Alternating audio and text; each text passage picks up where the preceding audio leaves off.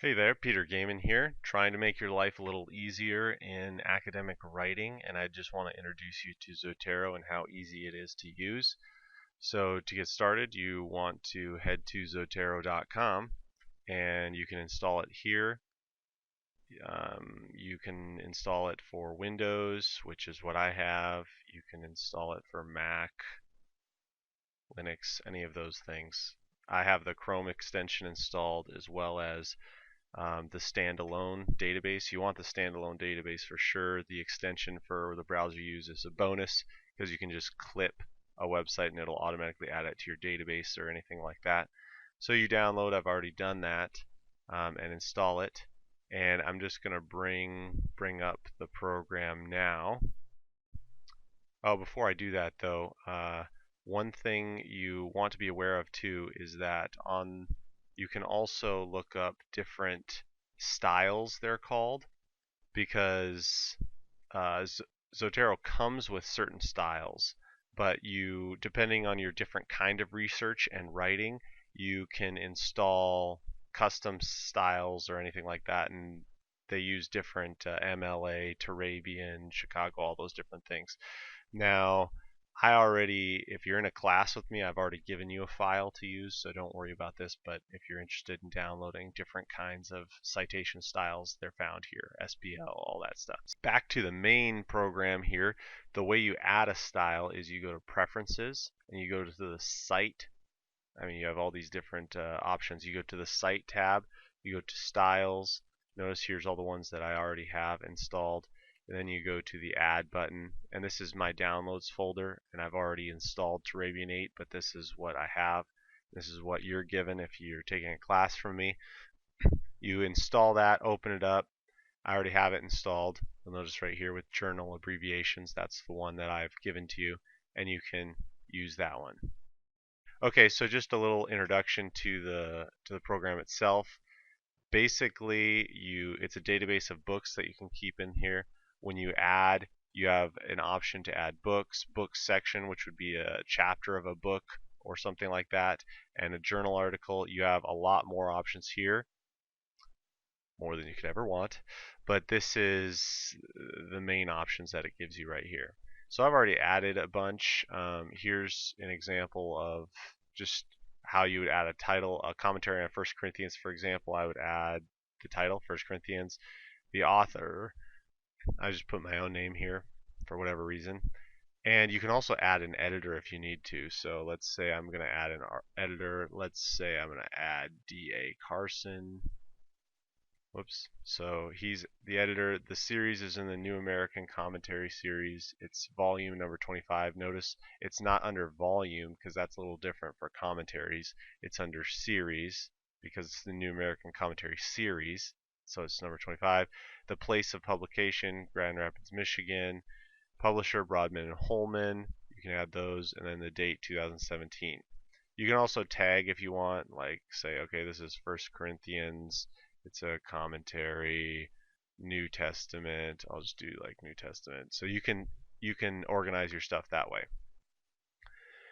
Now, as you launch Microsoft Word, if you've installed Zotero, what you see is that you have a Zotero tab up here, and you can look at all the different things you have. The document preferences say which notes you want to use. You would want to use the Turabian 8th edition, and you would want to normally leave the automatically abbreviate journal titles off because that uses a different kind of journal abbreviations than what I've edited the Turabian 8 to use. So push OK with that. So now we start writing, and so as we're writing, we say the book of 1 Corinthians is written by Paul. Okay, so now we need to cite. So push Control Alt A, and it brings up this box right here. And so that's really handy. You don't have to go looking or anything like that. So we can, if we have our books or open or anything around us, we can just say, okay, I know Garland's commentary on 1 Corinthians on page 23 supports this. So I can put that in, just Garland 23, enter, boom, it's cited. Let's say in my own fake commentary, I want to cite something. notice how my database has two works with Gaiman as the author, the First Corinthians commentary, which I've just created, and my thesis, which I've added in there from a while ago. So when I put in the page number, I'm going to have to make sure I select the First Corinthians commentary instead of the corporate solidarity comment or the thesis. So I'm going to make sure I select that. So now, in order to cite that, I just push enter and it makes the footnote. So I go down here, look at this.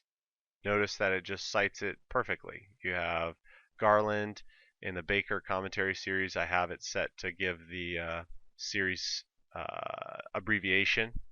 I have my commentary edited by D.A. Carson, New American Commentary Series, Volume 25, just how it should appear, and that's good. So now let's say I was going to cite myself again. Gaiman is a heretic or something. If I cite myself, notice how it automatically vaults the First Corinthians commentary up at the beginning because I've already cited it in the paper. So now I just need to put the page number and enter, and it's good to go. So it's super easy to cite things. It automatically, notice now that it's cited again, it doesn't use the full citation. It just uses the First Corinthians as it should, the abbreviated citation. So Zotero automatically does your thinking for you on how you want to cite things, and if you move the footnotes around, so for example, let's say I'm taking this phrase and I want that to be first, so I copy paste it up there. Well, now the footnotes are a little messed up because in the first citation you're supposed to have the full citation, right? But if you go up here and you refresh the footnotes, it automatically adjusts. So now the second footnote is the abbreviated and the first one is full. So that's really handy about Zotero is you don't need to edit the footnotes manually. You can just do all of your writing, all of your editing, and then you can just refresh the footnotes at the end and it'll automatically format them appropriately. Last thing that's super important is just the bibliography. So here, let's say I'm taking all of these sources and I can just create a bibliography from these items. So this is super handy.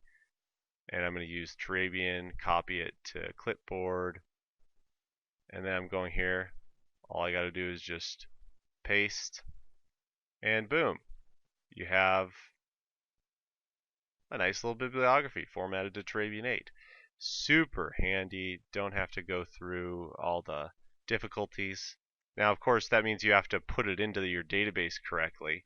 So, for example, here I had to put two authors because that's what it is, the title.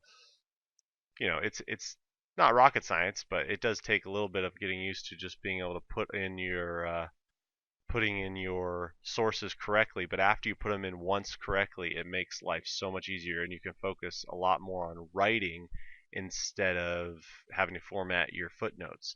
And on top of that, it also helps the person who's grading your paper because he doesn't have to cry because your footnotes are way out of whack, and it can just let him focus on the content of your paper as well. So I encourage you to use Zotero. It's free, it's really handy, and I think you'll enjoy it. It'll make your life a lot easier. All right, thanks.